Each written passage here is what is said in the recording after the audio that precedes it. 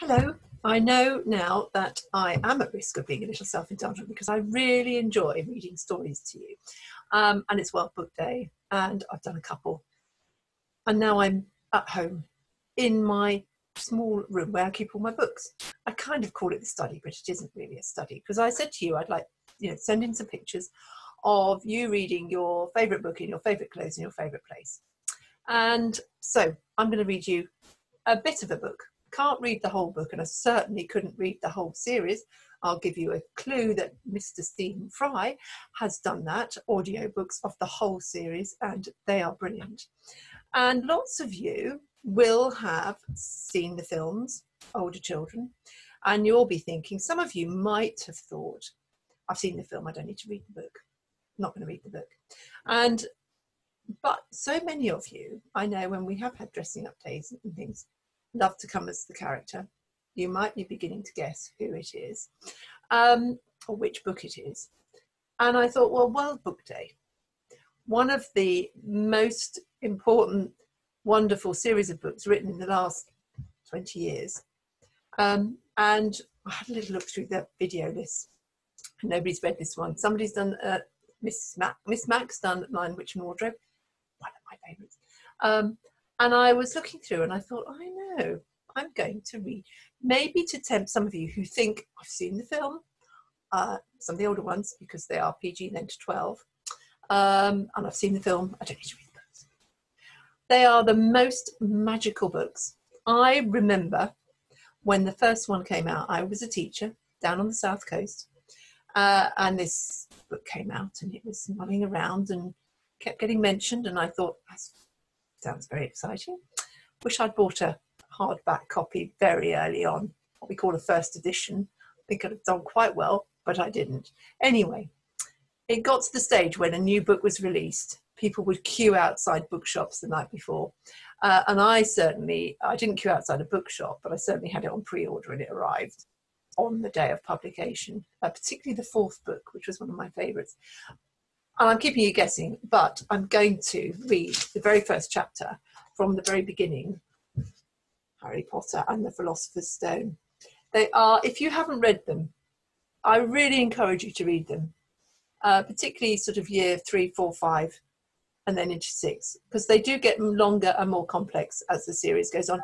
So if you start sort of year 5 and 6, 4, 5 and 6, as you grow and you read your way through the series, they'll kind of grow with you. So I'm going to read the first chapter from The Philosopher's Stone. And I hope you enjoy it. I'm not Stephen Fry. I can't read as well as he does, but I'll do my very best. Anyway, chapter 1, The Boy Who Lived. Mr. and Mrs. Dursley of number 4, Privet Drive, were proud to say they were perfectly normal, thank you very much.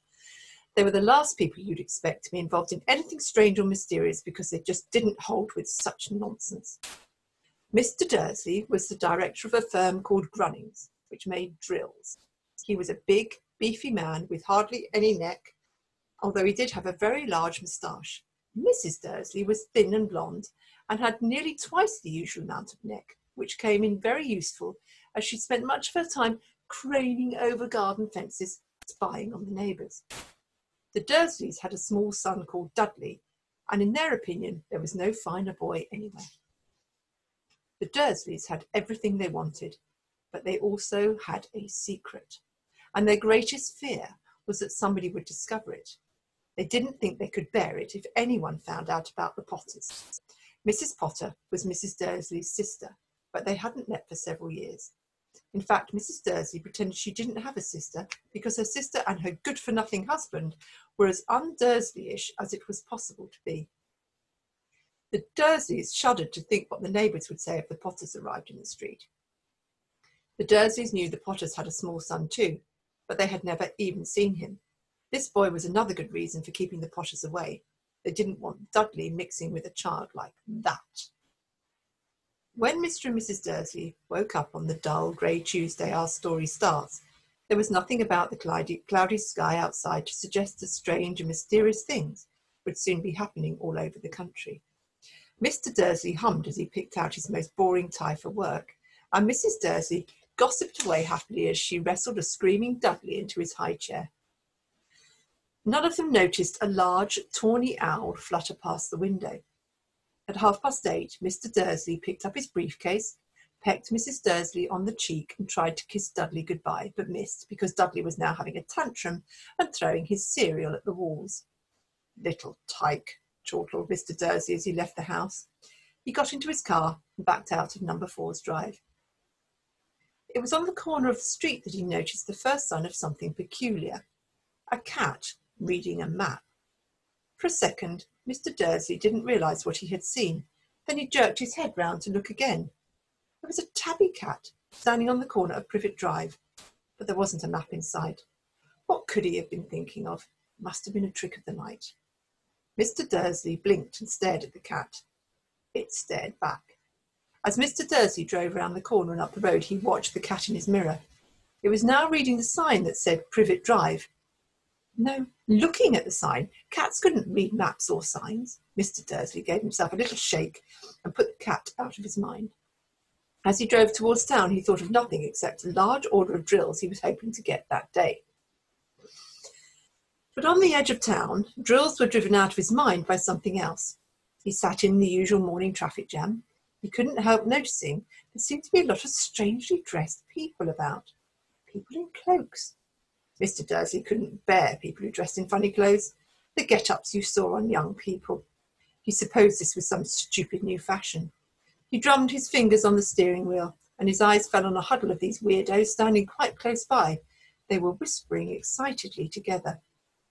Mr. Dursley was enraged to see that a couple of them weren't young at all. Why, that man had to be older than he was, and wearing an emerald green cloak. The nerve of him. But then it struck Mr. Dursley that this was probably some silly stunt. These people were obviously collecting for something. That would be it. The traffic moved on, and a few minutes later, Mr. Dursley arrived in the Grunnings car park, his mind back on drills. Mr. Dursley always sat with his back to the window in his office on the 9th floor. If he hadn't, he might have found it harder to concentrate on drills that morning. He didn't see the owls swooping past in broad daylight, though people down in the street did. They pointed and gazed open-mouthed as owl after owl sped overhead. Most of them had never seen an owl, even at night time. Mr. Dursley, however, had a perfectly normal, owl-free morning. He yelled at 5 different people. He made several important telephone calls and shouted a bit more. He was in a very good mood until lunchtime, when he thought he'd stretch his legs and walk across the road to buy himself a bun from the baker's opposite. He'd forgotten all about the people in cloaks until he passed a group of them next to the baker's. He eyed them angrily as he passed. He didn't know why, but they made him uneasy. This lot were whispering excitedly too, and he couldn't see a single collecting tin. It was on his way back past them, clutching a large doughnut in a bag, that he caught a few words of what they were saying. "The Potters, that's right, that's what I heard. Yes, their son Harry." Mr. Dursley stopped dead. Fear flooded him. He looked back at the whisperers as if he wanted to say something to them, but he thought better of it. He dashed back across the road, hurried up to his office, snapped at his secretary not to disturb him, seized his telephone, and had almost finished dialling his home number when he changed his mind. He put the receiver back down and stroked his moustache, thinking, no, he was being stupid. Potter wasn't such an unusual name. He was sure there were lots of people called Potter who had a son called Harry. Come to think of it, he wasn't even sure his nephew was called Harry. He'd never even seen the boy. It might have been Harvey or Harold. There was no point in worrying Mrs. Dursley. She always got so upset at any mention of her sister. He didn't blame her if he'd had a sister like that. But all the same, those people in cloaks.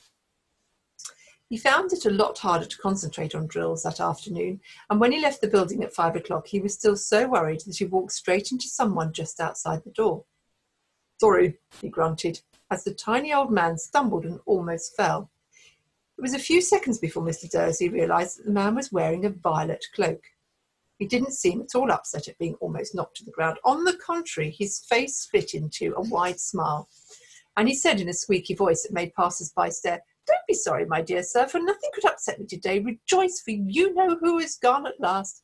Even muggles like yourself should be celebrating this happy, happy day." And the old man hugged Mr. Dursley round the middle and walked off. Mr. Dursley stood rooted to the spot. He had been hugged by a complete stranger. He also thought he'd been called a muggle. Whatever that was, he was rattled. He hurried to his car and set off home, hoping he was imagining things, which he had never hoped before because he didn't approve of imagination. As he pulled into the driveway of number 4, the first thing he saw, and it didn't improve his mood, was the tabby cat he'd spotted that morning. It was now sitting on his garden wall. He was sure it was the same one. It had the same markings round its eyes. "Shoo!" said Mr. Dursley loudly. The cat didn't move. It just gave him a stern look. Was this normal cat behaviour? Mr. Dursley wondered, trying to pull himself together. He let himself into the house. He was still determined not to mention anything to his wife. Mrs. Dursley had had a nice, normal day. She told him over dinner all about Mrs. Nextdoor's problems with her daughter and how Dudley had learnt a new word, shan't. Mr. Dursley tried to act normally. When Dudley had been put to bed, he went to the living room in time to catch the last report on the evening news. And finally, bird watchers everywhere have reported that the nation's owls have been behaving very unusually today. Although owls normally hunt at night and are hardly ever seen in the daylight, there have been hundreds of sightings of these birds flying in every direction since sunrise. Experts are unable to explain why the owls have suddenly changed their sleeping patterns. The newsreader allowed himself a grin, most mysterious. And now over to Jim McGuffin with the weather. Going to be any more showers of owls tonight, Jim? Well, Ted, said the weatherman, I don't know about that, but it's not only the owls that have been acting oddly today. Viewers as far apart as Kent, Yorkshire and Dundee have been phoning in to tell me that instead of the rain I promised yesterday, they've had a downpour of shooting stars. People have been celebrating bonfire night early. It's not until next week, folks. But I can promise a wet night tonight. Mr. Dursley sat frozen in his armchair. Shooting stars all over Britain, owls flying by daylight, mysterious people in cloaks all over the place, and a whisper about the Potters. Mrs. Dursley came into the living room carrying 2 cups of tea. It was no good. He'd have to say something to her. He cleared his throat nervously. Petunia, dear, you haven't heard from your sister lately, have you? As he had expected, Mrs. Dursley looked shocked and angry. After all, they normally pretended she didn't have a sister. No, she said sharply. Why?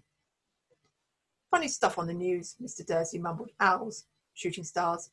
There were lots of funny-looking people in town today. So, snapped Mrs. Dursley.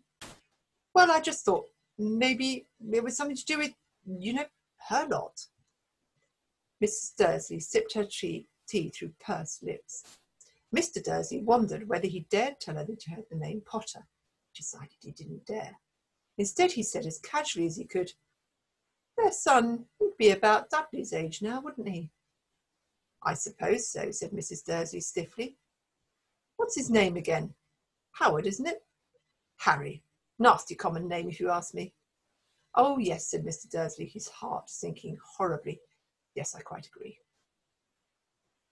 He didn't say another word on the subject as they went upstairs to bed. While Mrs. Dursley was in the bathroom, Mr. Dursley crept to the bedroom window and peered down into the front garden. The cat was still there. It was staring down Privet Drive as though it was waiting for something.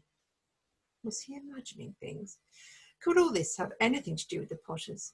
If it did, if it got out they were related to a pair of... Well, he didn't think he could bear it. The Dursleys got into bed. Mrs. Dursley fell asleep quickly, but Mr. Dursley lay awake, turning it all over in his mind. His last comforting thought before he fell asleep was that even if the Potters were involved, there was no reason for them to come near him and Mrs. Dursley. The Potters knew very well what he and Petunia thought about them and their kind. He couldn't see how he and Petunia could get mixed up in anything that might be going on. He yawned and turned over. It couldn't affect them. How very wrong he was. Mr. Dursley might have been drifting into an uneasy sleep, but the cat on the wall outside was showing no signs of sleepiness. It was sitting as still as a statue, its eyes fixed unblinkingly on the far corner of Privet Drive. It didn't so much as quiver when a car door slammed in the next street, nor when 2 owls swooped overhead. In fact, it was nearly midnight before the cat moved at all. A man appeared on the corner the cat had been watching, appeared so suddenly and silently you'd have thought he'd just popped out of the ground. The cat's tail twitched and its eyes narrowed. Nothing like this man had been seen in Privet Drive. He was tall, thin, and very old, judging by the silver of his hair and beard, which were both long enough to tuck into his belt. He was wearing long robes, a purple cloak which swept the ground, and high-heeled, buckled boots. His blue eyes were light, bright, and sparkling behind half-moon spectacles, and his nose was very long and crooked, as though it had been broken at least twice. This man's name was Albus Dumbledore. Albus Dumbledore didn't seem to realise he had just arrived in a street where everything from his name to his boots was unwelcome. He was busy rummaging in his cloak, looking for something, but he didn't seem to realise he was being watched, because he looked up suddenly at the cat, which was still staring at him from the other end of the street. For some reason, the sight of the cat seemed to amuse him. He chuckled and muttered, "I should have known." He had found what he was looking for inside his pocket. It seemed to be a silver cigarette lighter. He flicked it open, held it up in the air, and clicked it. The nearest street lamp went out with a little pop. He clicked it again. The next lamp flickered into darkness. 12 times he clicked the putter-outer, until the only lights left in the whole street were 2 tiny pinpricks in the distance, which were the eyes of the cat watching him. If anyone looked out of their window now, even beady-eyed Mrs. Dursley, they wouldn't be able to see anything that was happening down on the pavement. Dumbledore slipped the putter-outer back inside his cloak and set off down the street towards number 4, where he sat down on the wall next to the cat. He didn't look at it, but after a moment he spoke to it. "Fancy seeing you here, Professor McGonagall." He turned his smile at the tabby, but it had gone. Instead, he was smiling at a rather severe-looking woman who was wearing square glasses, exactly the shape of the marking the cat had around its eyes. She too was wearing a cloak, an emerald one. Her black hair was drawn into a tight bun. She looked distinctly ruffled. "How did you know it was me?" she asked. "My dear Professor, I've never seen a cat sit so stiffly." "You'd be stiff if you'd been sitting on a brick wall all day," said Professor McGonagall.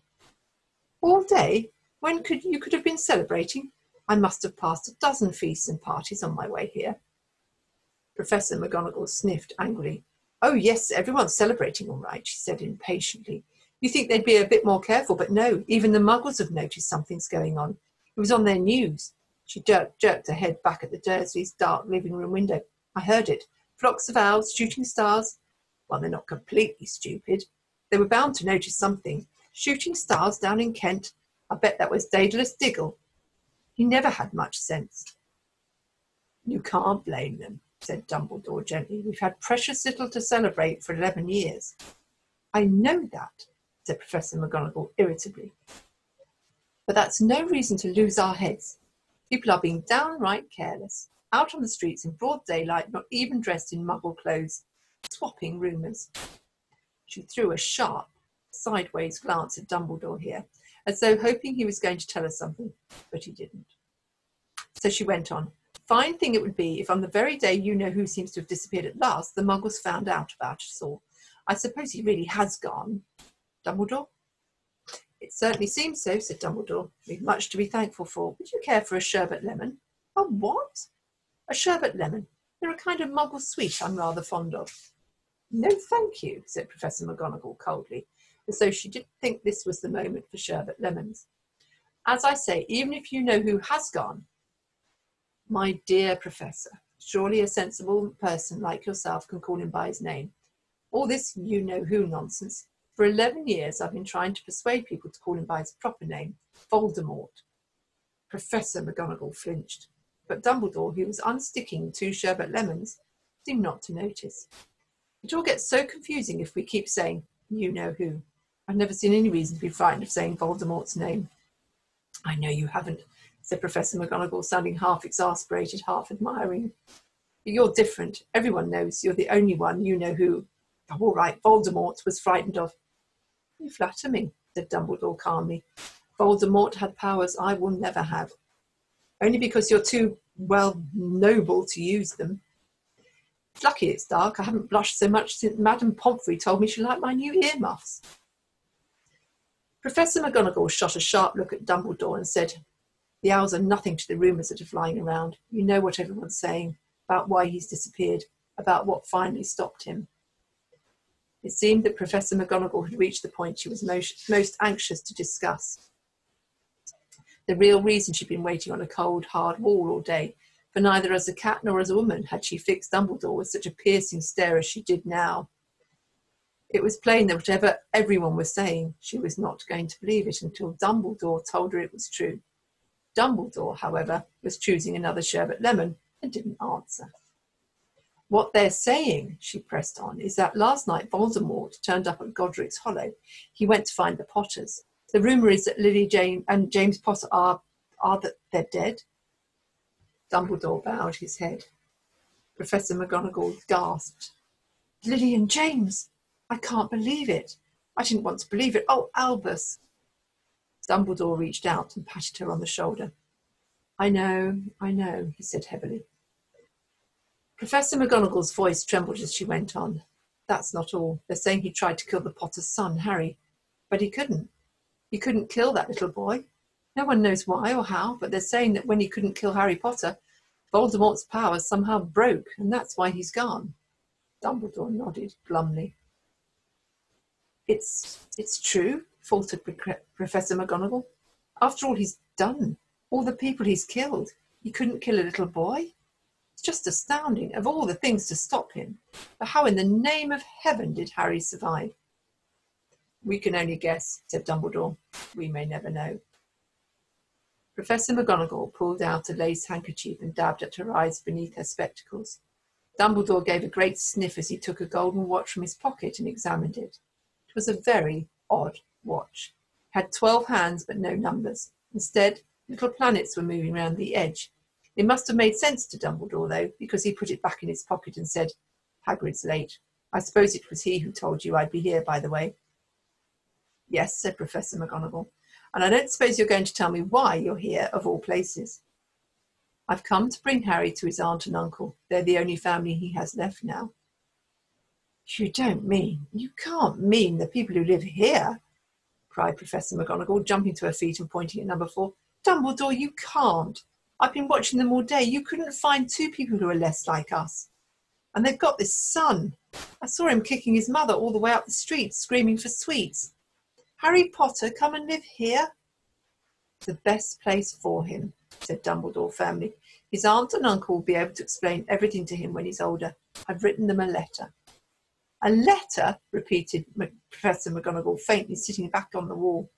Really, Dumbledore, you think you can explain all this in a letter? These people will never understand him.